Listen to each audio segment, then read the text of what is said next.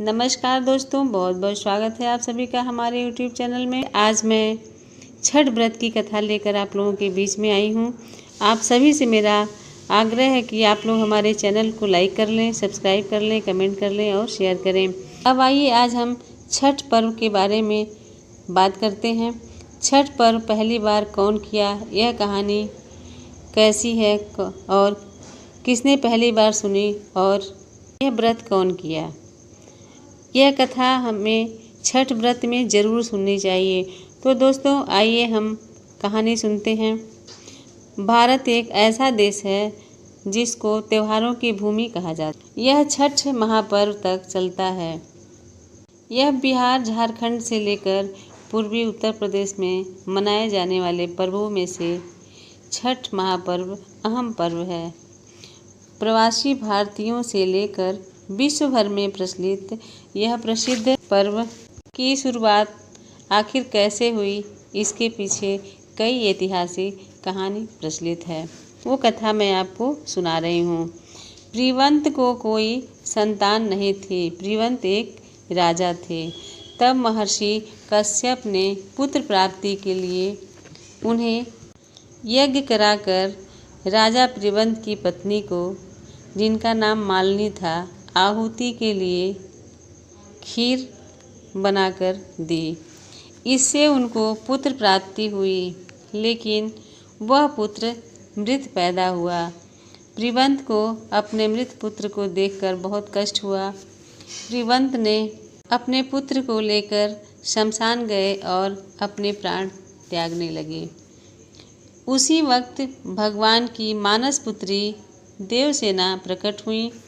उन्होंने राजा से कहा कि उन्होंने मूल प्रकृति की छठे अंश में उत्पन्न होकर धरती पे आई हैं, इसी कारण वह षष्ठी कहलाती हैं। उन्होंने राजा से अपनी पूजा और दूसरों से करने को प्रेरित करने के लिए कहा। राजा ने उनका व्रत किया और राजा को पुत्र की प्राप्ति हुई। कहते हैं यह पूजा कार्तिक शुक्ल पक्ष षष्ठी को हुई थी और तभी से यह छठ पूजा होती है। इस कथा के अलावा राम सीता की भी एक पौराणिक कथा है। आइए उसे सुनते हैं। राम और सीता जी जब 14 वर्ष वनवास में थे, तब रावण का वध करके अयोध्या लौटे। तब रावण वध के पाप से मुक्त होने के लिए ऋषि मुनियों के आदेश पर राजसूय यज्ञ करने का फैसला किया।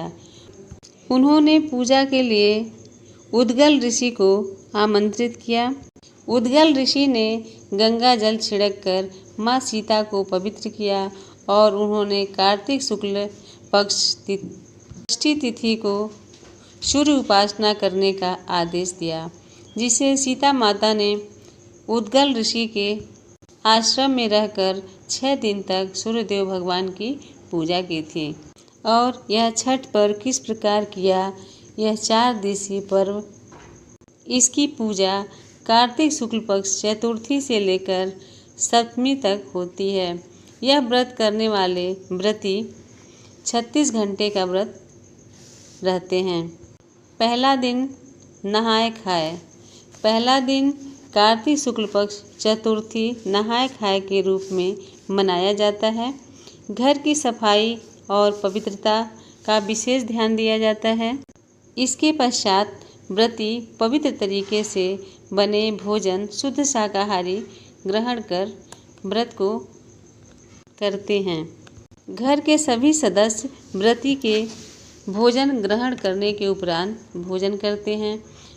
भोजन के रूप में कद्दू दाल और चावल ग्रहण करते हैं। यह दाल चने की होती है। व्रत का दूसरा दिन, जिसे खरना के नाम से जानते हैं। व्रत का दूसरा दिन कार्तिक शुक्ल पक्ष पंचमी तिथि को मनाया जाता है। व्रतधारी दिन भर व्रत कर उपवास करने के बाद शाम को भोजन ग्रहण करते हैं। इसे खरना कहा जाता है। खरना का प्रसाद लेने के लिए आसपास के सभी लोगों को आमंत्रित किया जाता है। प्रसाद के रूप में गन्ने के रस में बने चावल का खीर, दूध, घी लगाकर रोटी बनाई जाती है। इसमें नमक और चीनी का उपयोग नहीं किया जाता है। इस दौरान स्वच्छता पर विशेष ध्यान दिया जाता है। व्रत का तीसरा दिन संध्या कार्यक्रम, डूबते सूर्य को अर्घ देना। यह कार्तिक शुक्ल पक्ष षष्ठी को मनाया जाता है। घर में प्रसाद बनाया जाता है। जिस तरह से सैकड़ों साल पहले यह पर्व मनाया जाता था, वही तरीका आज भी है। इस पर्व के लिए जो प्रसाद होता है घर में तैयार किया जाता है। ठेकुआ और कसार के अलावा जो पकवान बनाए जाते हैं, जो व्रत करता है वो और उसके परिजन साफ सफाई का ख्याल रखते हुए बनाते हैं।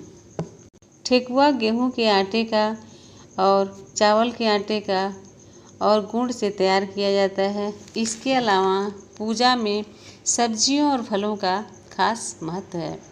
छठ में इस्तेमाल होने वाले बर्तन या तो बांस के बने होते हैं या मिट्टी के। ये तमाम चीज़ें इको फ्रेंडली होता है।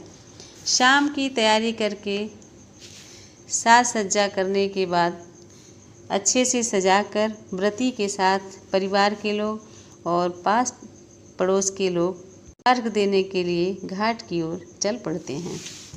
सभी छठ व्रती नियत तालाब या नदी या पोखरे के किनारे इकट्ठा होकर सामूहिक रूप से अर्घदान संपन्न करते हैं।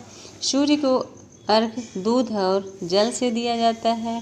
छठी मैया की प्रसाद भरे सूप से पूजा की जाती है।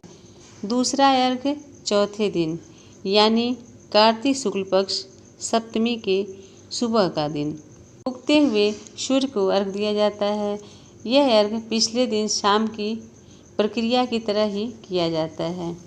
अंत में व्रती कच्चे दूध का शरबत बनाकर तथा थोड़ा सा प्रसाद खाकर व्रत पूरा करते हैं। कौन है छठी मैया? छठी मैया वेदों के मुताबिक छठी मैया का उषा देवी भी एक नाम है। इस नाम से भी उन्हें जाना जाता है। उनके बारे में कहा जाता है कि छठी मैया सूर्यदेव की बहन हैं। उनकी पूजा करने से, उनकी गीत सुनने या गाने से सूर्य भगवान प्रसन्न होते हैं और सभी मनोकामना पूर्ण करते हैं। आज की कथा यहीं समाप्त होती है। उम्मीद करती हूँ कि आप लोग पूरी कथा सुनेंगे और मनोकामना पूर्ण करेंगे। जय हो छठी माता।